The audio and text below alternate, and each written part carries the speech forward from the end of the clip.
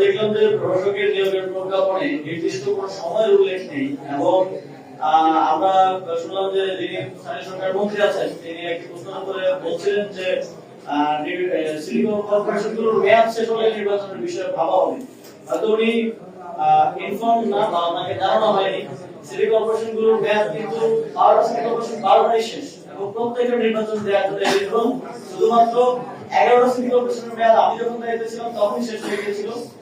আজ থেকে প্রায় 1 বছরের বেশি সময় আগে এবং একটা city corporation Chittagong city corporation সেটা রিসেন্টলি শেষ হয়েছে।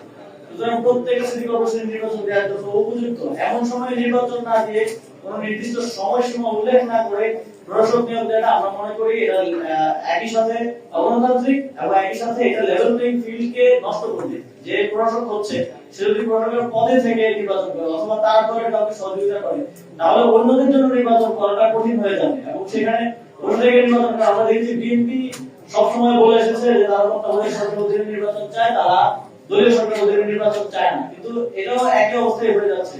দলীয় লোক চেয়ার বসে থাকা অবস্থায় নির্বাচনটা এক ধরনের নিরপেক্ষ নির্বাচন হওয়ার সম্ভাবনাটা এখানে কমে যায়।